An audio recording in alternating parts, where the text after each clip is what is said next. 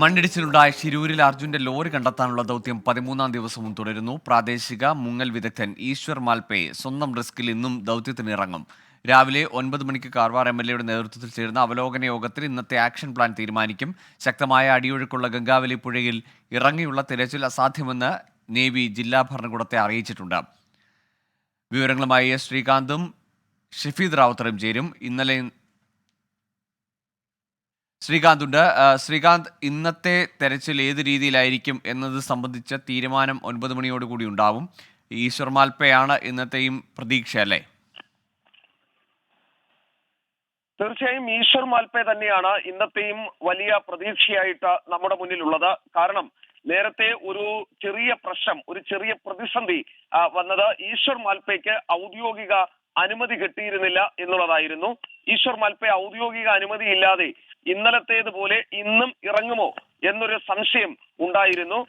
പക്ഷേ നിലവിൽ ഇപ്പോൾ ആ സംശയത്തിന് അടിസ്ഥാനമില്ല. ഇന്നും ഇറങ്ങും എന്നാണ് ഈശ്വർ മാൽപ്പെ വ്യക്തമാക്കിയിരിക്കുന്നത്.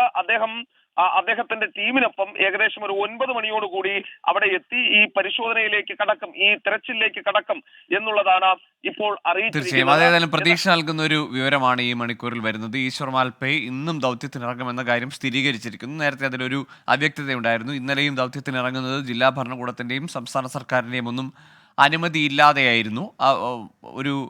അവിടുത്തെ ഒരു അപകട സാധ്യത കണക്കിലെടുത്തുകൊണ്ട്, അല്ലെങ്കിൽ നേവിയുടെ മുന്നറിയിപ്പ് മനസ്സിൽ വെച്ചുകൊണ്ട് ജില്ലാ ഭരണകൂടം അത്തരത്തിലൊരു അനുമതി നൽകിയിരുന്നില്ല. പക്ഷേ ഇന്നെന്തായാലും വീണ്ടും ഈശ്വർ മാൽപ്പെ ഇറങ്ങുമെന്ന് ഉറപ്പായിരിക്കുന്നു. ശ്രീകാന്ത്, തുടരാം.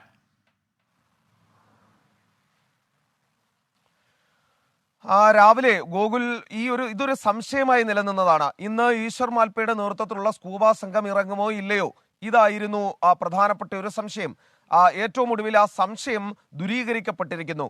ഈശ്വർ മാൽപ്പയും സംഘവും ഇന്ന് തെരച്ചിലിനിറങ്ങും. അത് നിലവിലിപ്പോൾ ഔദ്യോഗിക അനുമതി ഇല്ല, അക്കാര്യത്തിൽ സംശയമൊന്നുമില്ല. അതിൽ സ്വന്തം റിസ്കിൽ ഇറങ്ങി ഇന്നലത്തേതുപോലെ തെരച്ചിൽ നടത്താനാണ് നിലവിൽ ഈശ്വർ മാൽപ്പയും സംഘവും തീരുമാനിച്ചിരിക്കുന്നതെന്ന് മനസ്സിലാക്കാൻ കഴിയുന്നുണ്ട്. മാത്രമല്ല, ഒരു പ്രധാനപ്പെട്ട കാര്യം ഇതിനൊപ്പം ചേർത്ത് പറയേണ്ടത്, ഈശ്വർ മാൽപ്പയ്ക്ക് മുന്നോട്ട് പോകാൻ, ഈ തെരച്ചിലുമായി ഇന്നും മുന്നോട്ട് പോകാൻ ഈ കാർവാർ MLA-യുടെ ഇടപെടൽ ഉണ്ടായിട്ടുണ്ട് എന്നും മനസ്സിലാക്കാൻ സാധിക്കുന്നുണ്ട്. 9 മണിയോടുകൂടി ഈ തെരച്ചിൽ നദിക്ക് ഉള്ളിലെ നദിയുടെ നടുക്ക് നടക്കുന്ന തിരച്ചിൽ ആരംഭിക്കും എന്നാണ് മനസ്സിലാക്കുന്നത്. CP4-ലടക്കം ഇന്നും തെരച്ചിൽ ഉണ്ടാവുകയും ചെയ്യും.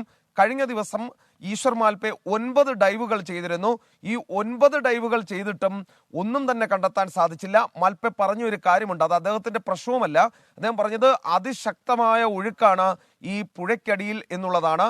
രണ്ടാമത്തെ കാര്യം, ചെളിയും കല്ലും കമ്പും മണ്ണും വന്നടിഞ്ഞ് ആകെ ഇത് മൂടിക്കിടക്കുകയാണ്, ഒന്നും കിട്ടുന്നില്ല.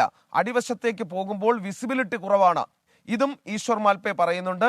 ഈ കുറച്ച് വയറുകൾ തൻ്റെ കാലിൽ തടഞ്ഞു, അതെന്താണെന്ന് മനസ്സിലാകുന്നില്ല, അത് ഇന്ന് വലിച്ച് പുറത്തിടും എന്ന് അദ്ദേഹം പറഞ്ഞിട്ടുണ്ട്. അതുകൂടി കിട്ടുമ്പോൾ അത് ഈ വാഹനത്തിന്റെ ഏതെങ്കിലും പാർട്ടാണോ എന്നുള്ള കാര്യം അറിയാനും സാധിക്കും. എന്തായാലും ഈശ്വർ മാൽപ്പെ ടീം ഇറങ്ങും എന്നുള്ളത് ഒരു പ്രധാനപ്പെട്ട കാര്യമാണ്, ആശ്വാസകരമായ കാര്യമാണ്. തൊട്ടു പിന്നാലെ നേവി അവർക്ക് സപ്പോർട്ട് ചെയ്ത് ഉണ്ടാവുകയും ചെയ്യും. ഇന്നുകൂടി കാര്യമായി തന്നെ പരിശ്രമം ഉണ്ടാകും. ഏതെങ്കിലും തരത്തിൽ ഈ ലോറിയുടെ എന്തെങ്കിലും ഭാഗം കിട്ടുമോ എന്നറിയാൻ അത് ഈശ്വർ മാൽപ്പെ ടീമിന്റെ കൈകളിലാണ്. ജില്ലാ ഭരണകൂടത്തിന്റെ അനുമതി ഇല്ലെങ്കിലും അവർ ഇറങ്ങാൻ തന്നെ തീരുമാനിച്ചിട്ടുണ്ട്. അതാണ് ഏറ്റവും പുതിയ വിവരം. ഒരു കാര്യം കൂടി ഇതിനോടൊപ്പം ചേർത്ത് പറയേണ്ട കാര്യമുണ്ട്. കാരണം കഴിഞ്ഞ കുറേയധികം ദിവസങ്ങളായി ഈ തെരച്ചിൽ ഇങ്ങനെ നടക്കുന്നു എന്നതല്ലാതെ കാര്യമായ ഒരു പുരോഗതിയും ഉണ്ടായിരുന്നില്ല.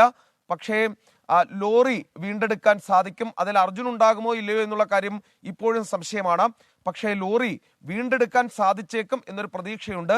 ഈ മണ്ണ് കലക്കി വിട്ട്, അവിടെ കൂടിയിരിക്കുന്ന മണ്ണ് പുഴയിൽ കലക്കി വിട്ടുകൊണ്ട് ഈ ലോറി വീണ്ടെടുക്കാനുള്ള ഒരു ശ്രമത്തിനും ഒരു നീക്കം നടക്കുന്നുണ്ട്. പക്ഷെ അത് എത്രത്തോളം ശരിയെന്നറിയില്ല.